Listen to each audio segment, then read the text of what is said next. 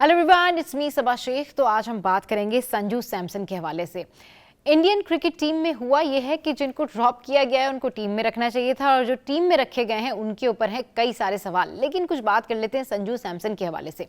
गौतम गंभीर संजू सैमसन के हवाले से कई दफ़ा ये कह चुके हैं कि जी ऐसा प्लेयर तो मैंने देखा ही नहीं, और मैं कभी किसी प्लेयर के बारे में बात ही नहीं करता। लेकिन ये जो संजू सैमसन है ना, इनके बारे में बात कर रहा हूँ क्योंकि मिडिल ऑर्डर में ये बड़े ज़बरदस्त हैं, बेहतरीन बल्लेबाज हैं और विकेट टेकर हैं। इनकी तो जगह बनती ही बनती है। और चैंपियंस ट्रॉफी में ऐसा हुआ कि संजू सैमसन की किस्मत देखें कि हेड कोच होने के बावजूद गौतम गंभीर संजू सैमसन को पिक नहीं कर सके। अच्छा, इंडियन क्रिकेट टीम में जो लॉबी सिस्टम चल रहा है या जिस तरह से पिक एंड चूज का ये सारा तरीक़ाकार चल रहा है ना, तो इसमें इन लोगों ने जिन लोगों को ड्रॉप किया है उनके नाम भी मैं आपको ज़रूर बताऊंगी, और फिर आपने ज़रूर बताना है कि क्या वाकई बनता था कि आप इन प्लेयर्स को जो है वो आउट कर दें, और जिनको आपने रखा है आप उनके बारे में कितना श्योर्ड हैं। क्योंकि जो टीम ड्रॉप की गई है ना, यकीन करें वो टीम भी कोई इतनी हल्की नहीं बनती टीम। मैं इसलिए कह रही हूँ कि वो बहुत सारे प्लेयर्स हैं जो कि ड्रॉप हुए हैं। अच्छा, कई सारे सवालात हुए प्रेस कॉन्फ्रेंस में, लेकिन नहीं सवाल पूछा गया तो संजू सैमसन का सवाल नहीं पूछा गया।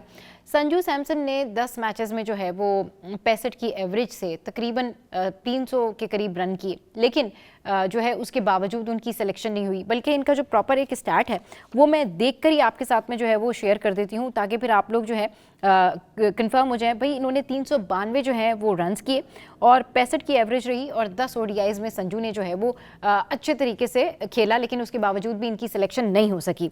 अच्छा, अब इनकी जब ड्रॉप किया गया ना, तो इसके हवाले से इरफान पठान हो गए, एडम गिलक्रिस्ट हो गए या फिर सुनील गावस्कर हो गए, उन्होंने भी हैरत का इजहार किया कि भाई संजू सैमसन को आपने क्यों पिक नहीं किया, ये तो अच्छी कारकर्दगी दिखा रहे हैं। अब इनकी किस्मत देखें, जब ओडीआई करते हैं, ये ओडीआई शुरू होते हैं तो उनको टी20 में डाल देते हैं, टी20 शुरू होता है तो फिर ओडीआई में डाल देते हैं। मतलब इनकी किस्मत जो है वो रेगुलरली स्क्रॉल कर रही है और समझ में नहीं आ रहा कि क्या हुआ। 2023 के बाद से जो है कोई ओडीआई नहीं इनको मिला।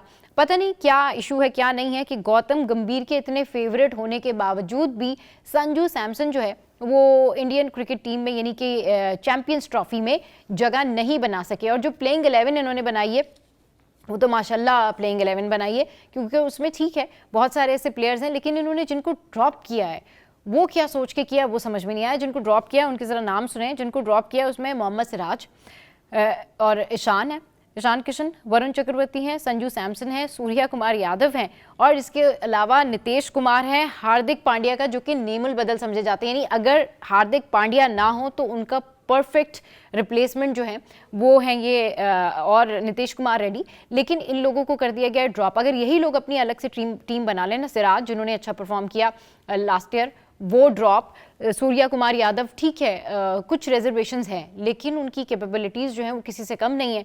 फिर यहाँ पर जो है वो वरुण चक्रवर्ती हैं, बेस्ट रहे हैं, अच्छे प्लेयर हैं। शार्दुल ठाकुर 2023 के वर्ल्ड कप का हिस्सा रहे, अच्छे गेंदबाज हैं। लेकिन फिर उसके बाद अगर स्पिन में बात करें तो इनके पास जो है वो चाहिल हैं। फिर जो इन्होंने ओवरऑल एक लाइनअप बनाया, जो उन्होंने ओवरऑल जो है ड्रॉप सेटअप किया है, वो सेटअप जो है वो ज़्यादा स्ट्रांग लग रहा है कंपैरेटिवली उस सेटअप के जो कि इंडियन क्रिकेट टीम ने अब किया है। क्योंकि वहाँ पर तो जाहिर सी बात है हार्दिक पांड्या हैं, रोहित हैं, कोहली हैं, और फिर वो एक सारा लाइनअप जो है वहाँ चलता हुआ आ रहा है। अच्छा, अब संजू सैमसन के हवाले से जिस तरह से बड़े प्लेयर्स तहफ़्फ़ुज़ात का इजहार कर रहे हैं, वैसे ही उनकी जो अवाम है, उनके फैंस जो हैं वो बड़ी हैरत का इजहार कर रहे हैं कि भाई इन्होंने किया क्या है। अच्छा, इनकी जो एक डोमेस्टिक जो फाइनल खेला था विजय हज़ारे में, जो फाइनल खेलने वाली टीम थी, उससे भी इन्होंने कोई प्लेयर सेलेक्ट नहीं किया।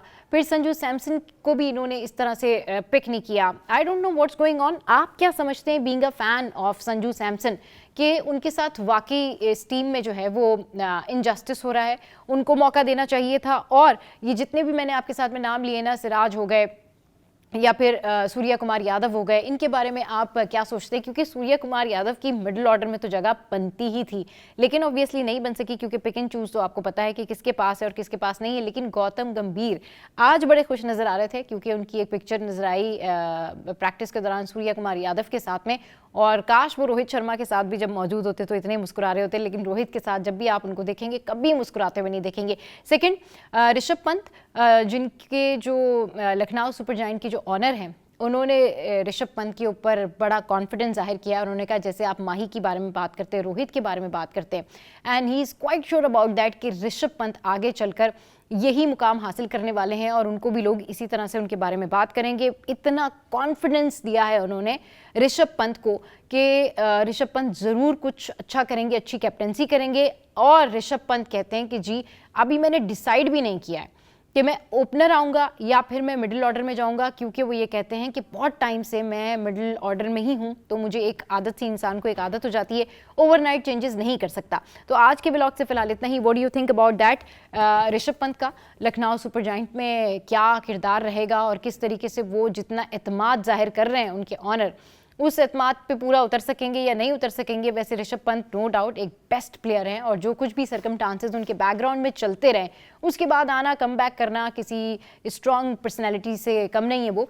तो संजू सैमसन के फैन ज़रूर बताएं what do you think on that. इसके अलावा ऋषभ पंत के जो फैंस हैं वो भी बताएं कि what do you think on that. और इंडियन क्रिकेट टीम में जो ड्रॉप टीम है, वो टीम यानी जो ड्रॉप प्लेयर है जिसको कहना चाहिए ना, क्योंकि पूरी टीम ही बन गई ना इनकी, तो इंडियन क्रिकेट टीम की जो ड्रॉप प्लेयर्स हैं उनके बारे में आप क्या सोचते हैं? क्योंकि लोग ये बात कर रहे हैं कि अगर उनमें से भी किसी एक आध को ले लिया जाता तो ज़्यादा बेहतर होता कंपैरेटिवली जो लोग इन्होंने अभी टीम में रखे हैं, क्योंकि उनकी परफॉर्मेंसेस पे काफ़ी ज़्यादा सवाल उठे हैं। आज के व्लॉग से फिलहाल इतना ही।